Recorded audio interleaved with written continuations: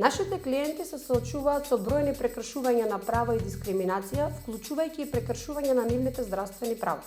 И покрај недовербата во системот и институциите, некои од нив беа мотивирани да ги раскажат своите случаи. Во ова видео ќе прикажеме случај на индиректна дискриминација кон лица кои употребуваат дроги од страна на здравствена установа. Сакам да се излечам поради не само фамилијата и поради мене.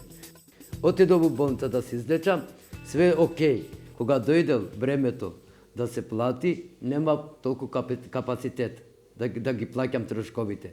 Им викам, мене ми се потребни тие отпусната листа, пошто така викам ми барат во други места за семена пензија да пријавам.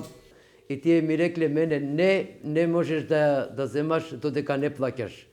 Ама јас самиот сум свесен дека треба тоа да се плати. А кога немам? Луѓето кои употребуваат дроги, кои се лекуваат или се лекувале во здравствена установа, по завршеното болничко лекување, здравствената установа е должна да ги отпушти со добра констатирана здравствена состојба, како и да им издаде отпусно писмо со совет и препорака за понатамошно лекување. Меѓутоа, здравствените установи во пракса не издаваат никаква медицинска документација доколку не ги наплатат трошоците за лекување.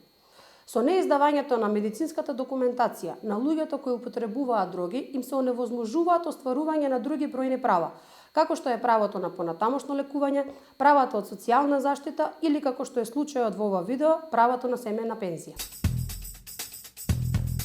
Државата е должна да обезбеди заштита од дискриминаторски практики согласно позитивните прописи, каде е предвидено дека е забранет секаков облик на дискриминација врз основа на припадност на маргинализирана група и здравствена состојба.